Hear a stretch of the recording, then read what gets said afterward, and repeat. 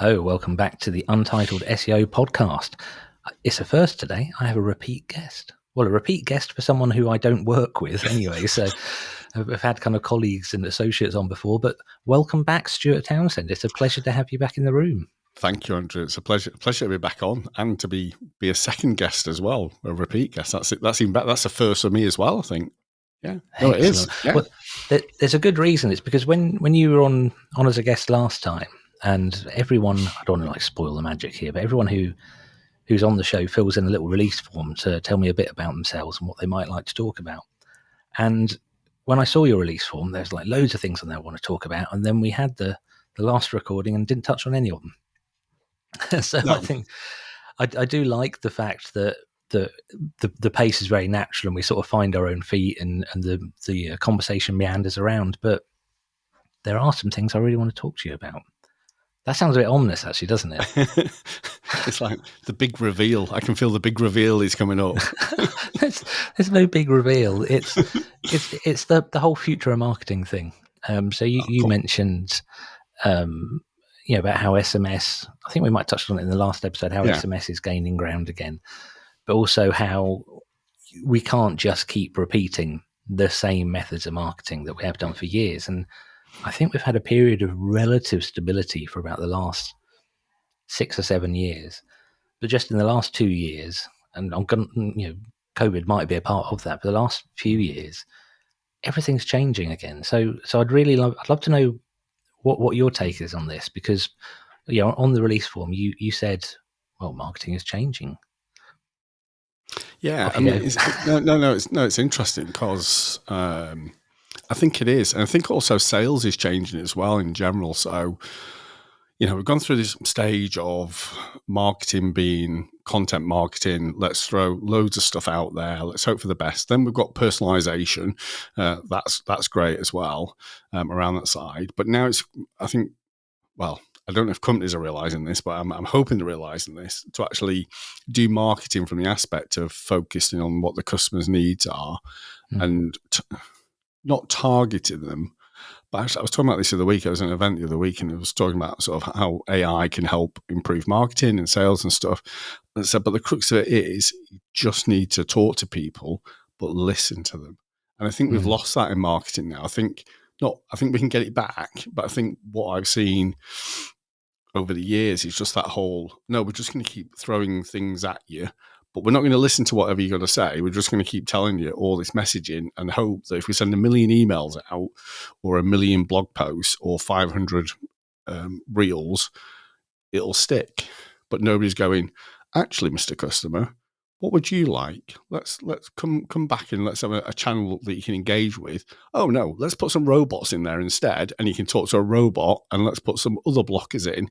So we're going to throw all this stuff out, and then when you want to, it's like today. Sorry, I'm ranted already. No, I love it. Carry on. This is great. Literally, there was with the SMS company. I wanted to talk to a company that we've integrated with, but not officially. So we've integrated for a client. So it's like, right, okay, go to the website. Can I get in touch with them? No. The only way I can get in touch with them is by filling a demo form in. And it's like, really? So we're in this state now of, let's throw everything out. Let's market to you, but let's not give you an opportunity to talk to us unless you want to ask for a price, because we took the price away, or you want to ask this, but actually we'll give you no contact because you've got to talk to a bot first. It's really frustrating. It's literally, marketing has to change, align with sales and all the other departments to actually just allow that customer engagement. It just riles me. maybe I'm old and grumpy. No, not at all. I was listening to a podcast by someone I quite like, and he had a guest on talking about, sort of SEO. There's always lots of topics around things that are sort of SEO. I mean, I think that there's a lot of blurring around the edges of what SEO actually is as a definition. And they were talking about, getting people in the funnel. And, I'm fine with the concept of a funnel. That makes sense. I think it makes sense to know what you want to offer people at what time.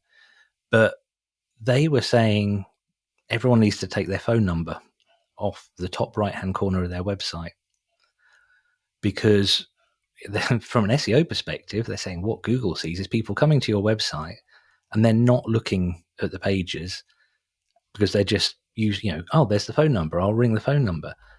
And I thought, well, there's two sides to that. The first one is that the website's still open. Google, if you're really worried about that, Google will see someone being on a website for a while. Yeah. Gone are the days where we're obsessed with crap like bounce rates, and I'm so pleased bounce rate's dead, because I think it's a measurement. For anyone who doesn't know what bounce rate, I imagine you probably do. It's largely a measurement of somebody who lands on a page on your website and then leaves after a set time without going to any other pages. And I've always thought, doesn't that mean that you've successfully given them what they want? Yeah. Why push them through a funnel? It's just, why would you do that? So it's a classic case of humans are more important than SEO. I've got at least two clients who, if they took their phone number off, they would stop getting leads. Well, I used to contract a while back. I think it's pre-COVID, to a call tracking software company, and literally what would happen is the phone number would change and it'd be unique. So I'd go there, I'd see one number, you see a different number, and their message was, yeah, SEO is great and do all this stuff, but actually you need to have this mechanism for people to get in touch and then track when they got in touch, and then do a follow-up of whether they're happy when they got in touch and such. And it's literally, again, you see appointment-based businesses with websites and really great content, and they're getting traction. They've got experts. They've got all this stuff, and then, like you say, there's a blocker there. It's like we've got to have these blockers of please don't get in touch with us, because that's a resource we need to have a conversation with you. But the conversation has to be on our level. So actually, yeah, there's an inquiry. It's coming. And then we'll ring you back at whatever time we deem that's annoying because you're just driving at the time or whatever it may be. And you're like, again, I always anchor it back to like retail. It's like going in a store, isn't it? And you go in a store and you can't talk to anybody. You can't ask anything. You can just pick some stuff up and look at it. But actually, nobody will communicate with you unless you're ready to buy, and then they'll all swamp all over you. And that it does feel that's where we're sort of we've just inched an inch towards that mass outbound, mass volume, no channel communication. Let's block all those off. And it does. I've always thought it. Sorry, no, that's my rant over. Rant's done. No, it's good. I like this. You're a very easy guest to have because you just provide the content. I've always been very anti that attitude. I can remember the first client I got in London. This is back in like 2000. Their whole model, they were a non-profit actually, they're a membership organisation, so they didn't have to really convert in the same way. But they had their whole model was that they distributed information, really good information. I mean, genuinely like world-beating stuff. And they were obsessed with the idea that no one should be allowed to download a PDF without filling out a form and giving away all their details. And they were really pleased that maybe 100 people a month were downloading PDFs. I was like, just take that out. So just let them have it, because they go, but we won't capture their information and they might not become a member of this organization.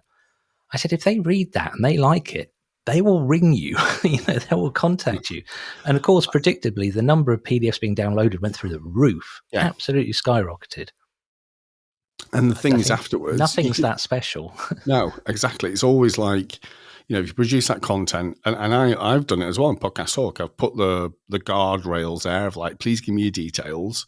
And then they've experimented of taking that off and going, just float your boat, just because if it's a value to you, that's great, but it's already branded. So you know where it came from. It came from me. And if it's a value, you'll get back in touch. But also you can then do the post follow on if you want to after they've downloaded it. Then say, if you'd like to leave your details for more interest, do so. But don't feel obliged to. Don't put it in the front. Put it in the back if you want to. But it's like I say, it's already branded. It's already of value.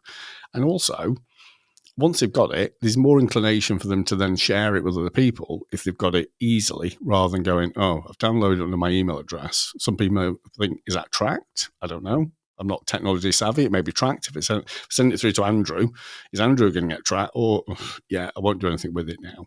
So you put this sort of mindset in there, don't you, where if it's open, it's like, great, got all the information I need. I'll share that wherever.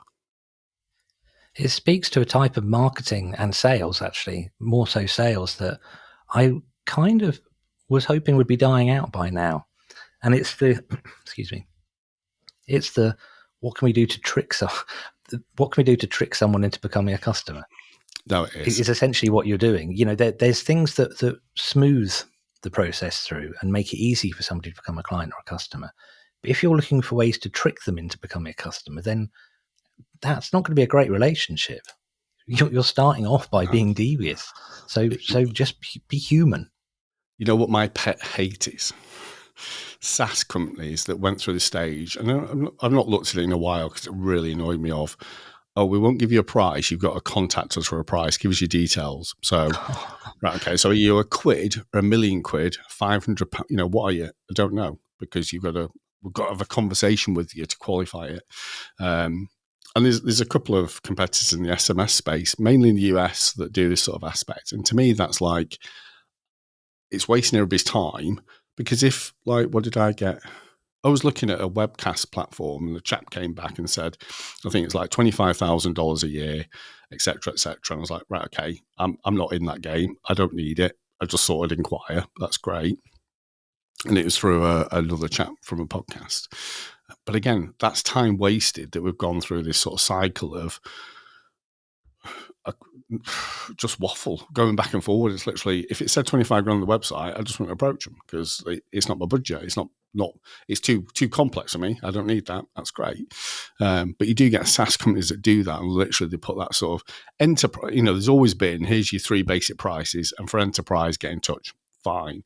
When it gets to a point where there is no price whatsoever, so marketing have done all this hard work, they've got people to come to the page, and they're there, and they've got all the information they need apart from the starting price.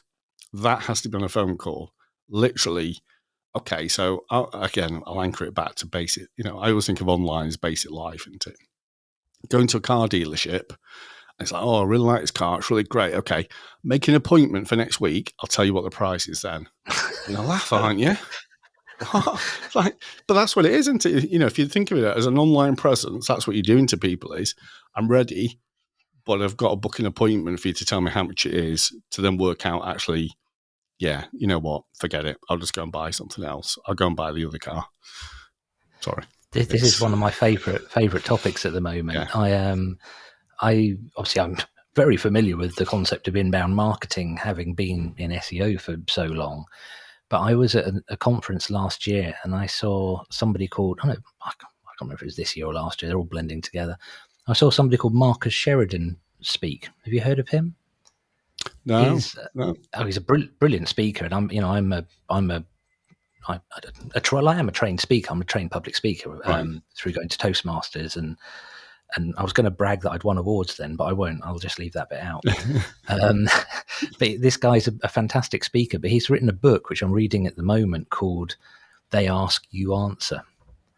And it's really good. If you're not like deeply familiar with what inbound marketing is, and you want a really good starting point, he's written this book for business owners. It's not written for the tech world. It's written for people who own businesses, just to explain not only the importance of inbound marketing, but actually how to do it, how to get buy-in from your team, how to make it happen.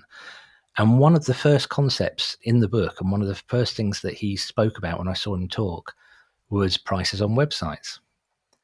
And his story is he's an American guy. He ran a fiberglass swimming pool business. I don't know much about swimming pools. We don't have a lot of call for them on the East Coast. We've got the sea, and it's too cold. Yeah. But he said, him and his competitors, none of them would put prices on the website, because partly, they just want to, probably sting the customers for as much as they possibly can. I know of people in a very broad, undefinable way who will decide on a price, after going to company's house and looking at the turnover and stuff like that. And, I'm not saying that's bad necessarily, or it's just not something I want to be a part of. But I halfway through this book, and I thought, right, whenever you read anything like this, if you agree with maybe more than 60% of it, the next natural instinct I always have to say, yeah, but that won't work with my industry. So I thought in SEO, I have never, ever seen an SEO agency put a price on their website. I've only seen a couple of people, freelancers on LinkedIn, mention prices, and then it's like an hour. You can spend 50 quid and speak to me for an hour or whatever. So I thought, yeah, I'm going to write a pricing page. And about 2 weeks ago, I published a pricing page on on the SEO website. And I'm not going to lie, it worried me. It really worried me, but it's still there. And I haven't burst into flames. And in fact, I've got 2 new clients in the time that's been live. And I know for definite, no one is ever going to work for you if you're an agency or in marketing without going to look at your website. I've put it in the primary navigation. It's absolutely there. There's actually a nice SEO reason to do it, which is that a lot of people search for SEO pricing, and not a lot of people. There's not a lot of places for them to go for that. So it's like, yeah. But it's there's several reasons why I like it, and I'm experimenting with it. I like the fact it's there, and one of them is it's trust. What we're always doing in sales and marketing is building trust. From the first second somebody gets onto your website, you need to build trust with them. It's what it's all about. And you can forget SEO, you can forget user experience, you can forget anything. If you're not building trust, you're not going to get anywhere. Or you can end up with a website that has hundreds of thousands of visitors that doesn't generate you any leads. Because at that level, you're then going back to the ye olde fashioned numbers game of saying, well, I need this many thousand people convert into one client or customer. Yeah. Like, we're not still there, are we? No, it's that sort of bottom-up forecast model of how much do I have to get in to try and get to my 1% type of thing. And you're right. It's like, that's a brilliant exercise, isn't it? Because nobody else is doing it. You're going to get traffic from it. But it's open and transparent pricing because you'll have a baseline of what your worth is. So why not be open about it rather than going, oh, Stuart's a one-man band, he can't afford us. But actually, I know, Bob's shop over here, 25 blah blah blah. He's doing X amount of revenue. Actually, normally charge 500 quid, but it's 1,500 quid. And the trouble is, with any untransparent pricing, it's literally conversations will be had somewhere, and somebody will be like, "Oh yeah, I work with Andrew, and it's great, and it's only 1,000 a month." And somebody else will be going, 1,000? I pay him 10 grand a month. What's going on here?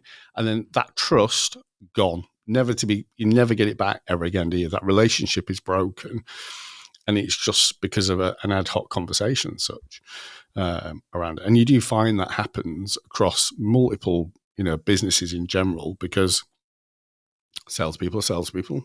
No damning them. They want to earn as much money as possible from that side. But it is a relationship. I arc back. I can't remember if we talked about it the last time, but so I started life at a steel firm.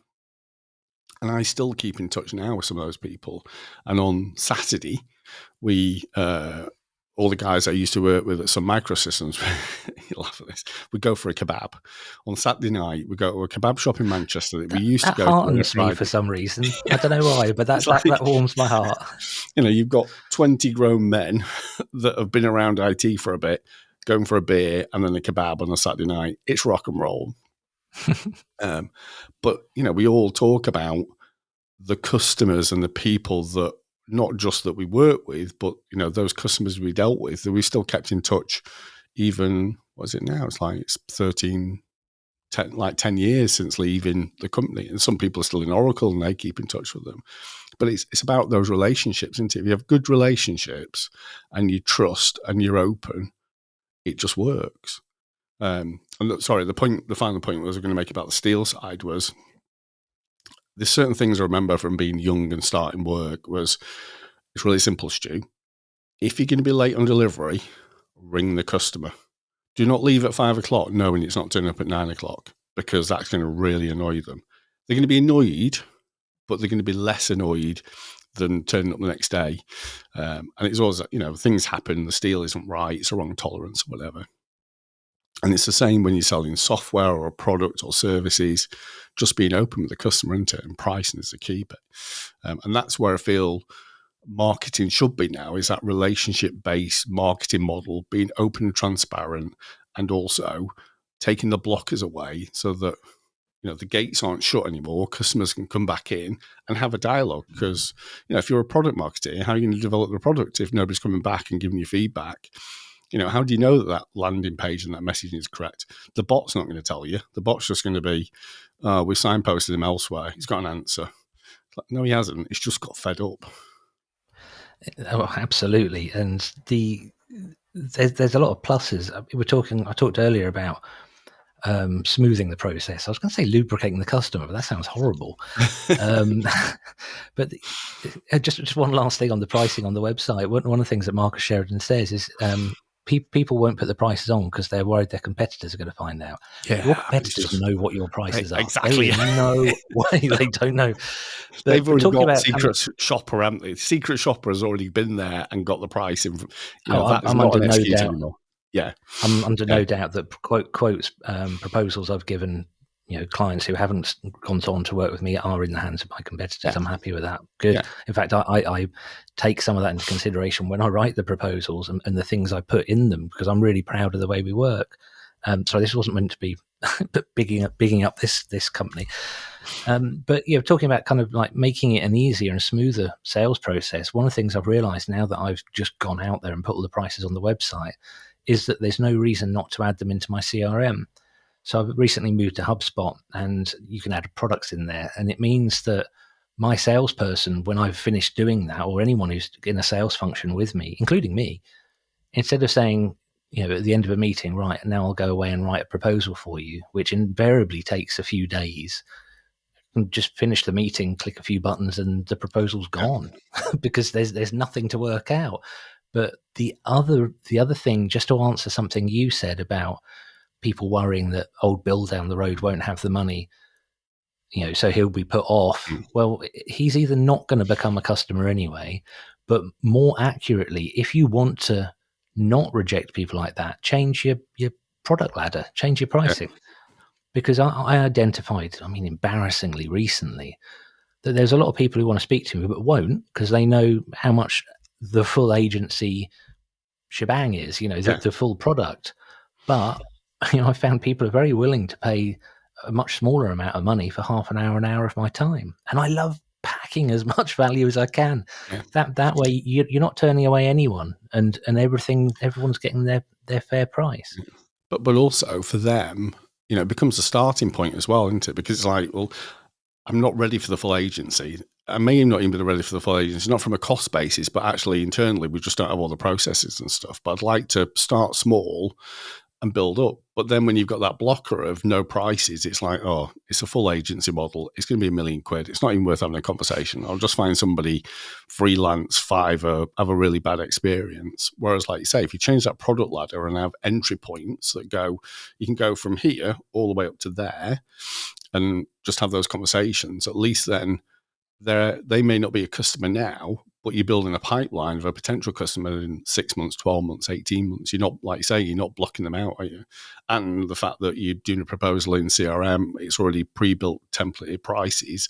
You can put them back in the loop and go, there you go, come back and just set a notification. Because then you have got details of them. You know what they want. You know what they're looking for. Not they've come to the site, they've run away because it's not transparent pricing. You reduce that conversation point straight away down to, I'll make a decision because I can't speak to anybody. It's doing exactly what we've been talking about. It's building a relationship. Many, many, many years ago, long before I was ever in SEO, I was sent on a training course for some account software. And for some reason, this is when I was really young, for some reason, a part of this training course was on pressure sales. And we were sat down and spent half a day being told the most horrible things that I just thought were just the scummiest, most terrible thing. And the only good that came of this is a few years later, we needed to get our double glazing done because we still had old sash windows. And when we first bought the house, this chap came round, sat there smoking in our lounge, which just seems weird these days. God, but he stung us £1,500 for a back door. And this was in like the year 2000, so that was right. A fair amount. Yeah. So when we came to get our windows done, the annoying thing was this product that this guy's company sold genuinely was the best product. We knew it was because we knew people who had it, but they had such a bad double glazing salesman reputation. So the only good thing that came out of that pressure selling course was that when the double glazing salesman came round, every time he started to put one of those tactics into use, I was able to shut it down. And he was in and out in 25 minutes. And we did buy from him. But he said, I can only keep this price for the next 2 hours. Yeah. He said, I'll ring me boss. I was like, don't bother ringing my boss. No. He's like, well, I can't give you the presentation unless your wife's also here. Like, that's not going to happen. So he rang me back the next day and he said, you've got to sign today. And I said, right, because you said that, call me back in a week. And surprise, surprise, the price was still as good as it was. It was just, but from that point, I can remember thinking that's got to be nowhere near any business I ever run. Just nowhere near. Yeah. It's like in the SaaS world, there's always like the end of quarter deal to be had because you're trying to meet your numbers, to hit the revenue target and stuff. And it's like, right, okay. So, but then buyers know, oh, right, okay. So I'll wait until the last day of March. That's when I can sign the contract and we'll keep sort of getting some added additions in. But everybody knows that now. So it's like, right, okay, so we're not going to buy anything until the last day of March. It completely ruins for that part of the business that's bringing in work. That kind of motivation causes so many problems everywhere else in the business. So a good example I've got is I pay for one of those wine clubs. I'm not going to name them, but where a small enough amount of money leaves your bank that you forget about it, and then you get a case of wine. And it's got to the stage now when they offer me something, I will always say no, because I know if I leave it till the end of each quarter, the salesman will be desperate. Yeah, stop. Yeah. So why would you buy any other time? So all that's done is their supply chain, their warehousing system, their everything has been compressed into one little bit. It's like when number plates on cars used to change once a year. It made the industry horrible for the other 11 months of the year. Just chaos.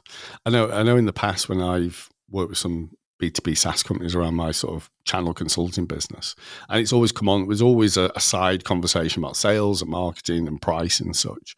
And it always comes back to, so what about discounts? I'm like, well, what about discounts? So where do we start? Well, you don't start anywhere. Because if you start with a mindset of discount straight away, you're putting in force a sales force that is discount orientated. If you don't believe the value of your product is worth that price, then reduce the price. Don't increase the discounts. So I don't get it. Why would you do that? Sales need discounts. No, sales don't need discounts. They need a really good value that solves a problem, and they articulate it clearly, and they build that relationship, and they sell it at the price. If you want to give anything away or discount something down, it's not your monthly revenue, then look at your services. But even then, you've got to think, you don't go into the shoe shop and ask for a discount. You may do, but you don't just naturally go in a sale with a position of, I can sell this at 100, but ideally I want the sale. So I may give 20% off. Why start with that mindset? It's just wrong, isn't it? It's just the sort of space that we're in. And again, from a marketing aspect, it's like, why would you want to bring all that effort in to get all qualified leads in for the sales organization to then go, brilliant, we'll go and sell that. And at the end of the quarter, we're going to drop 30% off everything. So your cost of acquisition is now higher. The revenue is reduced and the model is just broken. Well done, everybody. That was a great job. But there's always so many pluses to not discounting, though. If you've got a premium brand, you're putting a big dent in the side of it if you discount it. Exactly. If you look at like Gucci or Chanel or those sort of things, they never discount. And there's a reason, because of that whole aspect. It devalues the proposition. And it's the same with anything. It's like, if a customer can't afford it, they haven't got the budget, then position something else or something they can afford, but keeping your price at that. Because otherwise it's just like, literally, you're just giving it away all the time, aren't you? You start with 1,000, and if you're going to sell it at 500, just sell it at 500. Don't sell it at 1,000. If it's not worth £1,000, don't sell it at £1,000 because it's not worth it. Around that. And it's just, again, it's just sort of, it's that positioning piece, isn't it? It's like one of the things that I learned many years ago now is that when we send out proposals, although I'm not going to be doing this anymore now that our prices are all sorry, I need to finish a thought. I'm not making any sense. I'd always put in 3 options. And I was just thinking I can still do that with pricing. So we'd always say, look, this is option 1, option 2, option 3. And most of the time people will go for the middle option. Yeah. But I've noticed recently people are going for the Rolls-Royce option more often. But these are people who we've had longer conversations with and have got to know. And sometimes I'm very, very relaxed around when I first start speaking to somebody and when I give them a proposal. I'm in no rush. I don't want to rush anything at all, nothing at all. Though I did lose a client today because spoke to them last week, and I said, look, just take your time, think about it. Let's speak again when you're ready. And he just told me he's going with someone else, which could be for any reason, to be honest. Yeah. But I forgot my point there. I'll tell you what I do want to speak to you about, though, Stuart. Podcasts. I didn't quite bring that back round as smoothly as I had hoped, but I'm going to say that podcasts are a good trust builder. Okay, so one of the reasons I originally wanted to speak to you is because of your involvement in the podcast world. So you've mentioned Podcast Talk a few times. Could you just give us a lowdown on what that is, please? Yeah, and you're right about the trust aspect. So Podcast Talk is a SaaS-based business for B2C or B2B. So we work with either agencies using the product or individuals. And essentially, just think of it as a search engine for all the podcasts shows that are available. So 4.2 million at the moment, with some data attached to it. So things like we take the basic podcast feed and then we identify the gender, is it an interview? We pull in domain authority and website data as well. So the number of backlinks. So a consumer can come in and go, I want to be on 100 podcasts that are about marketing and entrepreneurship and SEO that have a website and I also use the word broadcast. I don't know why. I've never worked at the BBC. And then publish as well on YouTube. So we do that. And then in the back end is an automated like campaign tool to send the emails out to the host like yourself, Andrew, going, hey, love to be on your show and here's why. And it's a drip campaign. So it's 4 emails that go out. And if they don't reply, they keep on going. And if they do reply, they stop. And it came about because me and my co-founder, Ray, had a language business and wanted to go on more shows to promote his language business. I had an itch with my consulting business to go and talk about channel and sales and direct sales and stuff on podcasts. But go to search for podcasts and then try to find the host details and then finding out actually the show hasn't been live for 3 years. So you've just wasted all that time. So we built this service couple of years ago now. But it's only really in the last 6 months, 8 months that we've got all the features in there and all the data set to automate everything. And then we've got a plan with another set of data as well. But yeah, just going back to your starting point, the rationale behind it is, even though my voice has gone croaky, like the human voice, your voice builds trust, whether it's on video or just that conversation. You're listening to somebody and they're talking about stuff and it's like, oh, and you start to build a rapport, which is, you can't get that same sort of context from a blog post or an article or a very short reel type of thing. It's just like, 30-minute conversation. Oh, it sounds okay. Right, okay, great. And that's why I love podcasts.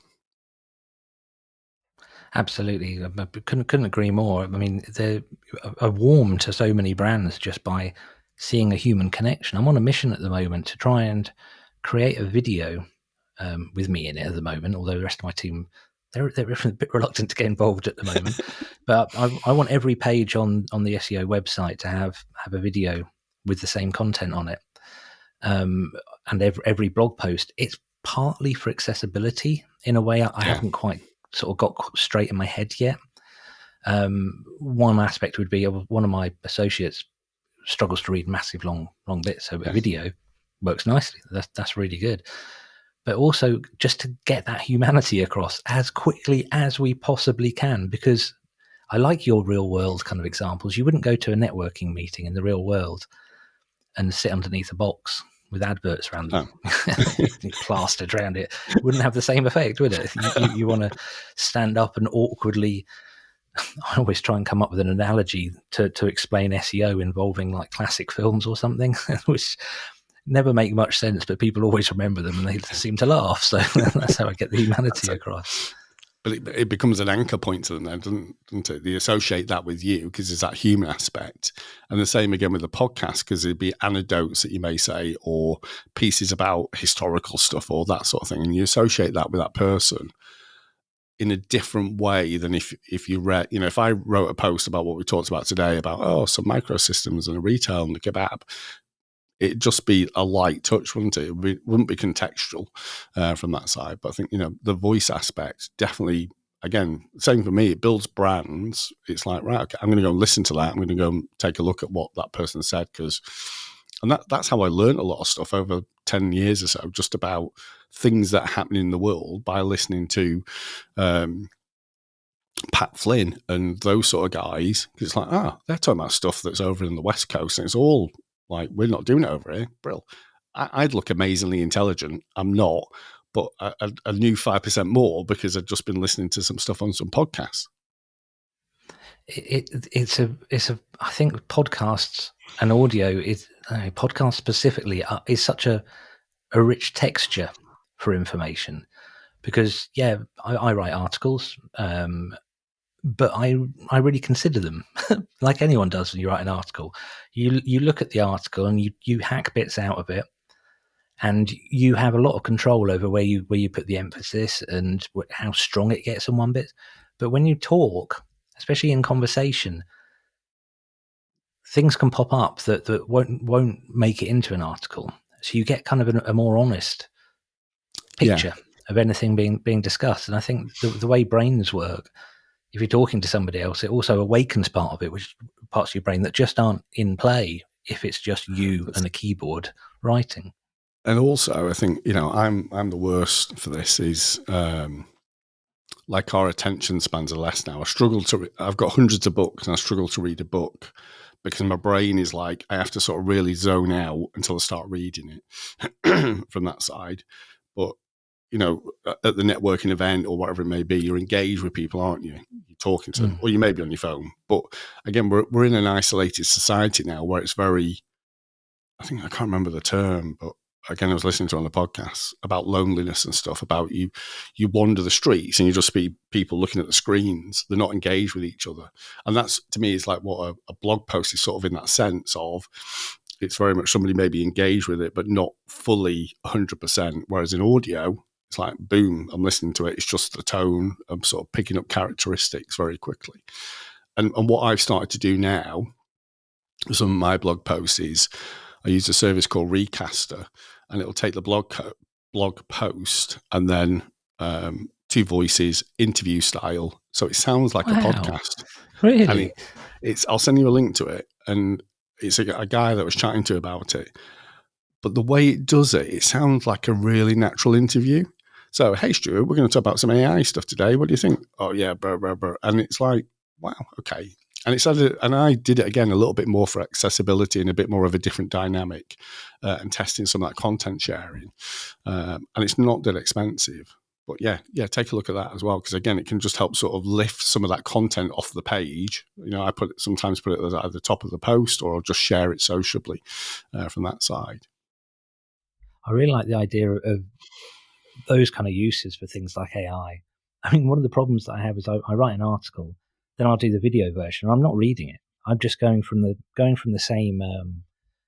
I'll jot down the structure, and I'll use that structure when I'm writing the article. So when I then do the YouTube version, the video version, I'll use the same structure. The problem is, I've realised that if I write the article first, then do the video, there's always stuff in the video which is better and has been that I didn't think of. So instead of now writing it, reading it, and then having to go back and rewrite it, I'm trying to get used to talking it first.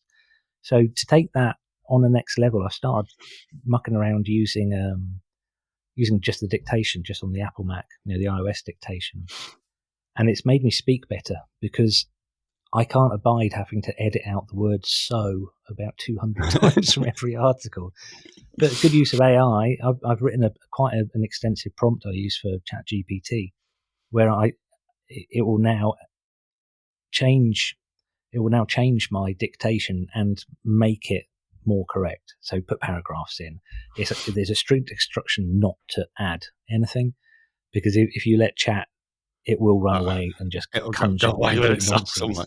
Yeah, it'll start talking and making stuff up and things like that. And suddenly it's like, really? I don't remember writing this stuff.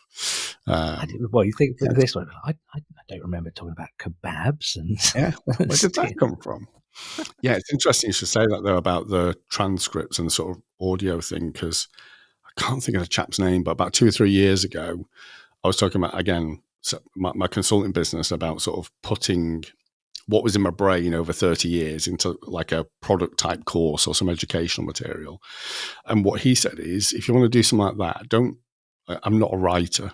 I struggle to write a lot of content. I'll just start going into Mancunian typing thing going on, and it'll just be, he said, so like you said, he said, do a transcript, brain dump, just whatever you're thinking about, because that's more natural, and then take the transcript and then start to edit that, and that'll then turn into some content structure for you, rather than sitting there.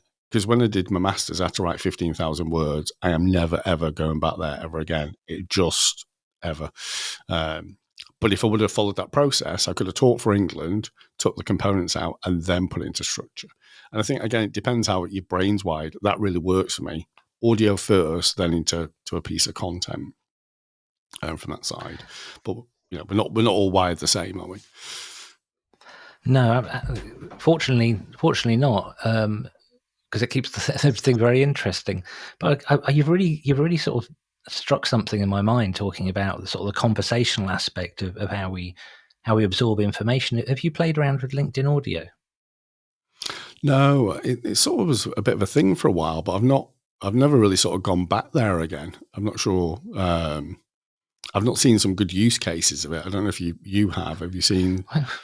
Well, we're mucking about with it. I genuinely don't know how to put it any other way. There's a friend and associate, a guy called James Kindred, who we work together quite a lot. He's kind of a designer and a UX guy, and he's a serial startup. He currently has just grown an alcohol-free brewery to quite a big level, called Big Drop. But we both have this real attitude of play to tech and learning. So we've decided that every Wednesday at noon we do an AMA, and Ask Me Anything, on LinkedIn audio. Oh, right, yeah. And during today's episode, we were saying, why is LinkedIn doing this? I don't know where LinkedIn audio fits in the sort of infrastructure. We do it because, well, we like having a chat for half an hour, and we let anyone who wants to pop up and join in. But the listener numbers aren't massive. 30 or 40 would be a good one. We've only done a few. But I just don't see, it doesn't generate any assets. I did record the first couple and turn them into podcast episodes, but I've stopped doing that because the first 5 or 6 minutes of any LinkedIn audio is us trying to get it to work. And trying to get people. So having to edit all that out just made it just wasn't worth it. But yeah, I don't know where it fits in. I don't know what the point is. No, because I know they do like LinkedIn meetings and things like that, and sort of their own type of webinar things. Because a friend of mine uses it to do like an update on a Friday lunchtime. But the audio side, I can't. It's like they're trying to extend out into areas that aren't really in their wheelhouse, type of thing. Because I can't see where audio. If you're on LinkedIn, it's for professional, it's for business, and such and that sort of thing. Unless they're going to have a podcast platform of some sort, and they do that rather than it just, it's like I can't see any real, unless there's some amazing, maybe we're both missing something out there, and there's some amazing audio channels that are going on, and people have really sort of found a niche for it, or a niche. I've been looking for good use cases, good examples. I want to hear what other people are doing. Partly because I want to hear if everyone else struggles as much as we do to get guests. It is literally like, no, you got to put your hand up. No, press that button. Well, we can't see it, but like so much of that going on. But it's funny. I was thinking the other day, and I meant to go and have a look at this, and I got distracted by probably a million other things. Is what's happened to Clubhouse? Because obviously Clubhouse went crazy in COVID time because we're all sat at home and we had nothing to do, and then Twitter Spaces came out. But again, those sort of live audio channels, they all turned again into cheesy snake oil sales places. So you go on this Clubhouse and there'd be somebody just basically trying to sell stuff because they had a million people in the room. And it's just like, really? Again, it's like they're not bringing, just didn't work. Not that it didn't work. It's just sort of people leverage the platforms for the wrong use cases. It'd be interesting. I've not even looked at Clubhouse. I meant to go and have a look and see where they're at, if they've still got 3 people working there. I gave this a lot of thought. We discussed it. It was today. We're recording this on a Wednesday, so it's today that we did our LinkedIn audio. And my current theory is the reason the functionality is so bloody awful is like other LinkedIn functionality. There's no connectors. You can't use Zapier or this and that or anything really with LinkedIn. Yeah. There's a closed API for that sort of thing, isn't it? Yeah, it's good. I think that's probably a good thing, because as soon as somebody can figure out a way to blooming humans, right? Those marketers, as soon as someone can figure out a way of stuffing it out for the rest of us, they absolutely will. So maybe it's just that. Maybe it's just an experiment by Microsoft. Let's not forget that LinkedIn is a Microsoft product, just to see what happens. But it just seems a bit odd. We're having fun mucking about with it. No, it's like, because they've gone down the path of LinkedIn newsletters and things like that as well, haven't they? But then again, you've still got a lot of. I always sort of look at stuff maybe cynically, because when I was at DataSif, we'd always sort of work with third parties, and Twitter was the main one. So we had Twitter's fire hose, but we're beholden to a third party. And it's the same if you build your community or build something into LinkedIn, it's in a closed community, which is good, but also bad, because you can't, if your newsletter's in there, you can't bring it out, assuming to Beehive and stuff or that sort of thing. Yeah. But again, it's if you want to target business professionals, that's the space to be.